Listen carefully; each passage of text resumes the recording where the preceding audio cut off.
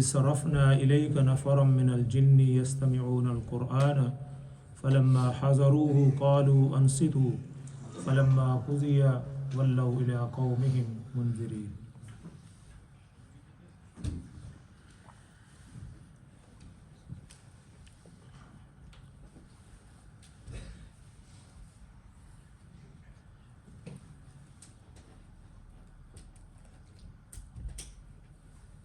اللہ رب العزت نے نبی پاک صلی اللہ علیہ وسلم پر اس قرآن حکیم کو نازل فرمایا. یہ نہ صرف کتاب ہے بلکہ یہ کلام اللہ ہے، اللہ کا کلام ہے. پہلی جتنے بھی کتابیں ہیں تورات، زبور، انجیل، ان کو کتاب کہا جاتا ہے. اگرچہ اس کا نام بھی کتاب ہے لیکن یہ کلام اللہ ہے، یہ اللہ تعالیٰ کی صفت ہے. اس کا کوئی توڑ نہیں ہے، اس کا کوئی جواب نہیں ہے. جس دور کے اندر یہ قرآن حکیم نازل ہوا اس دور کے اندر عربوں کے اندر بڑے بڑے شعراء تھے اور ان کا مقابلہ شعر و شاعری میں ہوتا تھا، اور وہ یہ سمجھتے تھے کہ ہمارا مقابلہ دنیا کے اندر کوئی بھی نہیں کر سکتا.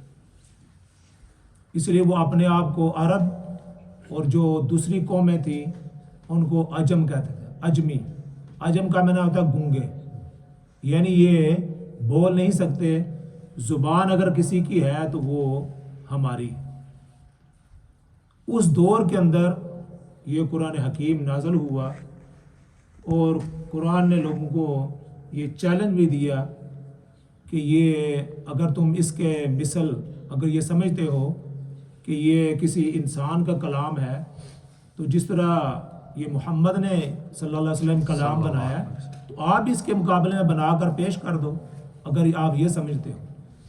اور اگر یہ سمجھتے ہو کہ یہ اللہ کا کلام ہے تو پھر اس پر ایمان لے آؤ، پھر اس کے علاوہ تمہارے پاس کوئی چارہ نہیں ہے کہ یہ اللہ کی طرف سے ہے. اور اگر یہ سمجھتے ہو کہ محمد صلی اللہ علیہ وسلم نے یہ خود بنا لی ہے تو تم بھی بہت بڑے شاعر ہو، تم بھی اس کے مقابلے میں بنا لائے. لیکن حیرانی کی بات یہ ہے کہ وہ اس کے مقابلے میں ایک آیت بھی بنانے میں قادر نہیں ہو سکتا.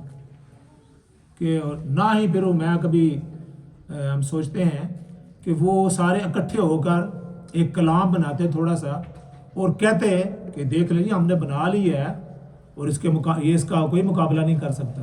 کہہ سکتے تھے لیکن انہوں نے کہا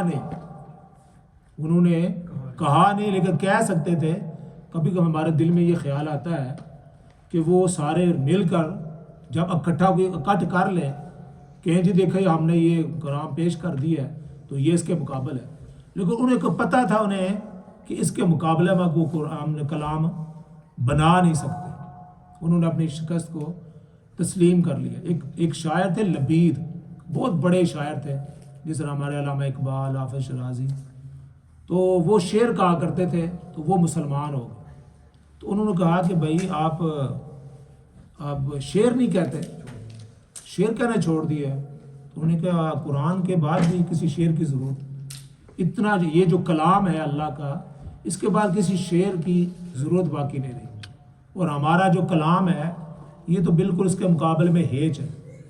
اللہ رب العزت نے شعراء کی تعریف نہیں کی اور نہ یہ فرمایا کہ ہمارے نبی کے لیے لائق ہے کہ ہم ان کو شعر وہ کہیں یا ہم ان کو شعر سکھائیں. وَالشُّعَرَاءُ يَتَّبِعُهُمُ الْغَاوُونَ، شعراء جو ہیں یہ اتباع کرتے ہیں لغویات کی. میں آسمان سے توڑ لاؤں، یہ میں نیچے چلا جاؤں، اوپر چلا جاؤں، جو ان کے شعر ہوتے ہیں جی ان کا کوئی سر پیر نہیں ہوتا. تو فی کل واد یہیمون، وہ کہتے ہیں ایسے وادیوں میں یہ بھٹکتے پھرتے ہیں جو شعراء ہوتے ہیں. اس لیے ہم نے آپ صلی اللہ علیہ وسلم کو کوئی شعر نہیں سکھلایا کہ آپ صلی اللہ علیہ وسلم کوئی شعر کہیں. کسی نبی کے لیے بھی یہ لائق نہیں ہے کہ وہ شعر و شاعری کرے.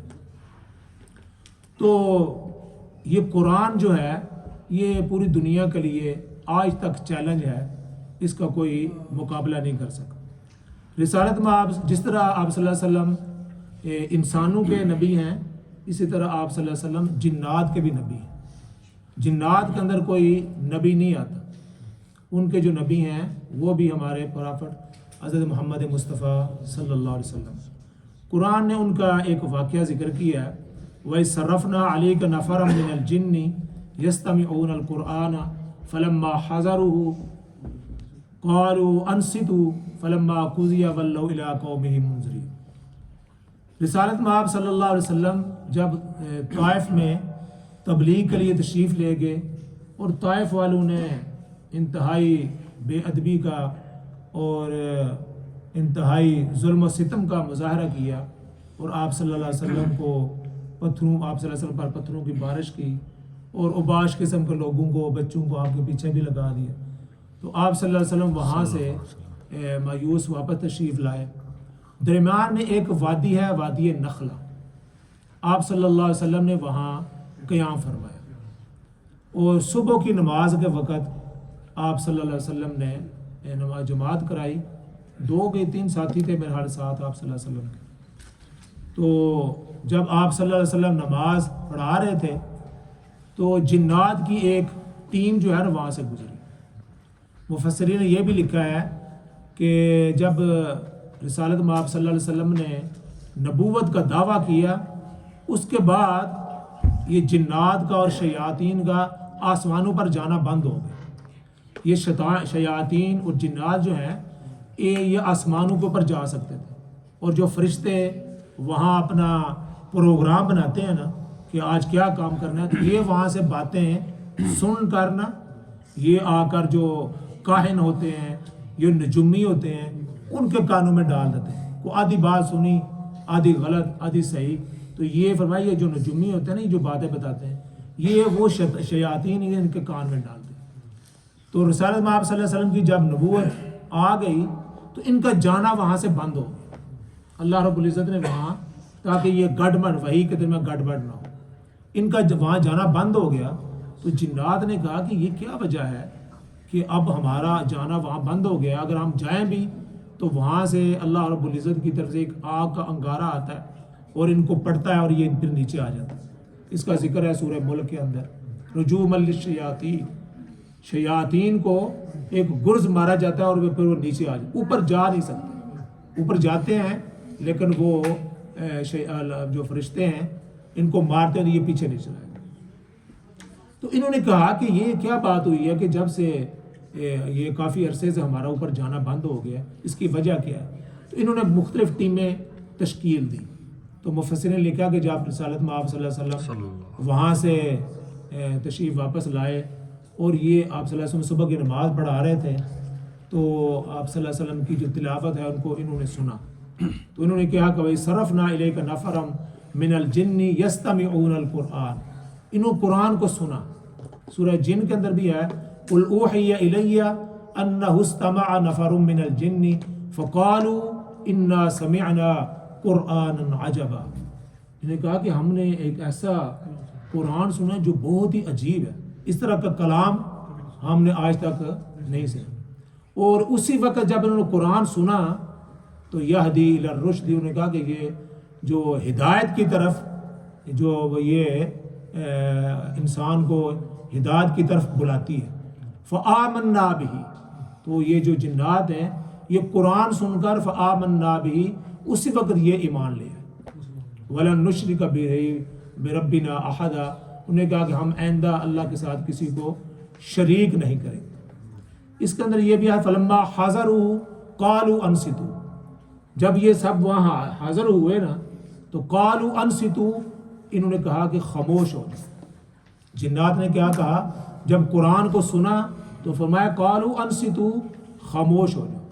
اس سے یہ بھی پتہ چلتا ہے کہ جب قرآن پڑھا جا رہا ہو تو پھر بات نہیں کرنی چاہیے، اور یہ نماز کے اندر ہو یا نماز کے باہر ہو۔ اس میں ایک مسئلہ بھی ہے، ابھی چند دن پہلے ایک سعودیہ کے بہت بڑے عالم اس وقت جو ہے شیخ فوزان، ابھی میں نے دیکھا کہ وہ جو محمد بن سلمان ان کی ملاقات کے لیے ان کے گھر بھی تشریف لے گئے، بہت بڑے عالم دین، ان کا میں نے کلپ سن رہا تھا۔ ان سے ایک آدمی نے سوال کیا کہ جب ہم امام کے پیچھے کھڑے ہوتے ہیں تو انا لا استطیع، کہ میں قدرت نہیں رکھتا کہ میں پیچھے امام کے پڑھ سکوں، کیونکہ امام احمد بن حنبل کا جو حنبلی ہے ان کا یہ ہے مسلک کہ امام کے پیچھے سورت فاتحہ کو پڑھنی چاہیے۔ تو انہوں نے ان سے مسئلہ پوچھا کہ حضرت جب امام پڑھ رہا ہوتا ہے تو ہم تو استطاعت نہیں رکھتے کہ امام کے پیچھے پڑھیں، تو انہوں نے کہا لا تقرأ، آپ کیوں پڑھتے ہیں، آپ کو نہیں پڑھنا چاہیے۔ تو انہوں نے ان کو منع کیا، تو فرمایا کہ جب قرآن پڑھا جا رہا ہو تو قرآن کو سننا فرض ہے، یہ قرآن کا حکم ہے کہ جب قرآن پڑھا جا رہا ہو، ہاں جب امام نہ پڑھ رہا ہو، جیسے باقی جو سری نمازیں ہیں یا جو تیسری اور چوتھی رکعت میں اگر کوئی پڑھنا چاہتا ہے تو پڑھ لے، لیکن امام ابو حنیفہ رحمۃ اللہ فرماتے ہیں کہ مقتدی کے لیے یہ ضروری نہیں ہے، مقتدی کا کام ہے کہ وہ امام کی اتباع کرے۔ تو وہ حالانکہ ان کا مسلک یہ ہے کہ امام کے پیچھے پڑھنا چاہیے، تو انہوں نے کہا کہ جب ہم قرآن پیچھے پڑھتے ہیں، امام بھی پڑھ رہا ہوتا ہے تو ہم بھی پڑھتے ہیں، تو فرمایا لا تقرأ، آپ نہ پڑھیں بلکہ امام کی بات کو سنیں۔ وَإِذَا قُرِئَ الْقُرْآنُ فَاسْتَمِعُوا لَهُ وَأَنصِتُوا، جس طرح انہوں نے کہا نا فَلَمَّا حَضَرُوا قَالُوا أَنصِتُوا، جب قرآن پڑھا جا رہا ہو تو قرآن کو سنیں۔ تو یہ ایک ضمن یہ مسئلہ بھی آیا۔ تو میں نے کہا جو وہ جنات ہے انہوں نے بھی کہا کہ جب قرآن پڑھا جا رہا ہو تو پھر قرآن ہی سننا چاہیے، کسی اور چیز کے اندر مشغول نہ ہونا چاہیے۔ تو یہ جنات کی یہ ایک جماعت تھی جو جس نے نبی پاک صلی اللہ علیہ وسلم کا قرآن سنا، اور یہ طائف سے واپسی پر یہ سارا واقعہ ہوا۔ میں نے کہا کہ جب انسانوں نے آپ صلی اللہ علیہ وسلم کو آپ کی نبوت کو تسلیم کرنے سے انکار کر دیا اور آپ وہاں سے واپس آئے، اللہ تعالیٰ نے جنات کی ٹیم کو بھیج دیا۔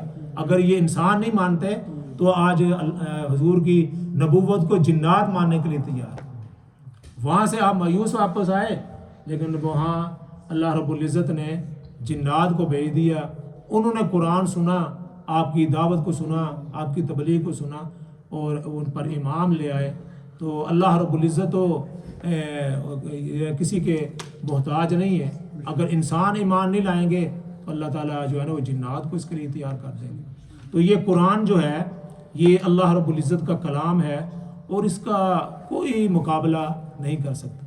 اس کے لیے بڑی بڑی لوگوں نے تگ و دو کی کہ قرآن کو کسی طرح ختم کر دیا جائے۔ ہمارے جو بر صغیر کے اندر جو جب انگریز گیا نا تو اس نے کہا کہ یہ مسلمانوں کا جو لنک ہے یہ قرآن کے ساتھ بڑا مضبوط ہے، تو کس طرح اس کو ختم کیا جائے، اس کو لنک کو کیسے توڑا جائے۔ تو کہا جاتا ہے کہ اس نے بے شمار جو قرآن ہے نا وہ لے کر ان کو بہانا اور جلانا شروع کر دیا۔ کسی نے ان سے پوچھا کہ بھائی آپ یہ کیا کر رہے ہیں؟ کہتے ہیں یار یہ قرآن ختم ہو جائے گا تو مسلمانوں کا تعلق بھی ان سے کے ساتھ ختم ہو جائے گا۔ اس نے کہا کہ آپ کی یہ غلط فہمی ہے۔ اس نے ایک 10 سال کا بچہ تھا وہاں، اس کو بلایا، اس کو کہا کہ کھڑے ہو جاؤ، یہ قرآن سناؤ۔ اس نے بسم اللہ الرحمن الرحیم شروع کر دیا، الحمدللہ رب العالمین پڑھنا۔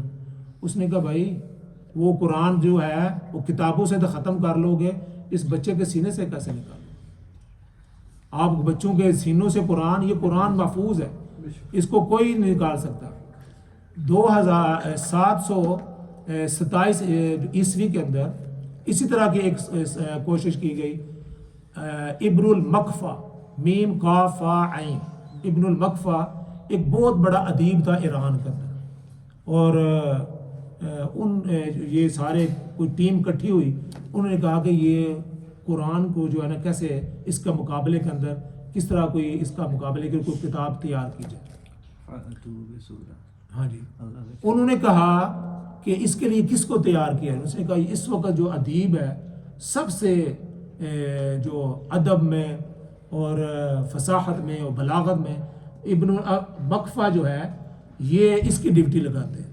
اس کے پاس جب وہ گئے کہ یار اس قرآن کی مثل نہ کوئی قرآن ہمیں بنا کے دو، وہ بھی اس کے لیے تیار ہو گیا۔ اس کو اپنے اوپر اتنا اعتماد تھا، اس نے کہا کہ بالکل میں یہ کام کر سکتا ہوں، لیکن میری شرط یہ ہے کہ میں جو ہے نا 1 سال مجھے دو اور سال کا پورا خرچہ جو ہے میرے بیوی بچوں کا وہ آپ کے ذمے ہے، میرے بیوی بچوں کا سارا خرچہ آپ جو ہے وہ دو اور مجھے 1 سال دے دو اور میرے پاس کوئی بندہ نہ آئے۔ اس نے کہا ٹھیک ہے آپ کو 1 سال دیتے ہیں۔ 1 سال جو ہے نا اس کو دے دیا کہ قرآن تیار کرو اس کے مقابلے میں۔ اب 6 مہینے جب گزرے نا تو انہوں نے کہا کہ جا کر دیکھتے تو صحیح ہیں کہ کہاں تک کام پہنچے۔ 6 مہینے کے بعد کہتے ہیں جب ہم اس کے اندر اس کے کمرے میں گئے تو وہ ایک کرسی پر بیٹھا ہوا تھا اور کتاب ایک کاغذ کا ٹکڑا اس کے پاس پڑا ہوا تھا اور ایسے سوچوں میں گم تھا، اور اس کی جو ٹیبل ہے اور چیئر ہے اس کے نیچے پھاڑ کر کتاب جو کاغذ ہے نا وہ نیچے پڑے ہوئے تھے، چاروں طرف ڈھیر لگے ہوئے تھے۔ انہوں نے جا کر پوچھا ہاں بھائی کہاں تک کام پہنچا ہے؟ اس نے کہا کہ میں 6 مہینے ہو گئے ہیں 1 لفظ بھی میں لکھ نہیں سکتا، میں نے آپ سے خود کہا تھا کہ مجھے 1 سال دے دو میں پورا یہ قرآن جو ہے نا اس کے مطابق لکھ دوں، لیکن 6 مہینے گزر گئے ہیں، وہ لکھ کر پھاڑتا رہا، چیک کرتا رہا یہ اس کے ساتھ میل کر جائے، لیکن کوئی 1 آیت بھی 1 لفظ بھی میں نہیں لکھ سکتا۔ انہوں نے کہا کہ یہ قرآن کا جو چیلنج ہے اس کو کوئی میٹ نہیں کر سکتا، کوئی اس کا مقابلہ نہیں کر سکتا۔ تو یہ اللہ رب العزت کا کلام ہے، اس کے اندر اللہ رب العزت نے ہدایت رکھی ہے ہمارے لیے، یہ صرف پڑھنے کے لیے نہیں، اصل میں تو یہ ہے کتاب ہدایت ہے، کتاب یہ نور ہے اللہ کی طرف سے ہمارے لیے، ہم اس کی تلاوت کرتے ہیں، اللہ تعالی ہمیں اس پر عمل کی، اس کو سمجھنے کی اور اس پر عمل کی بھی توفیق عطا فرمائے۔ وآخر دعوانا الحمدللہ رب العالمین۔ اللہ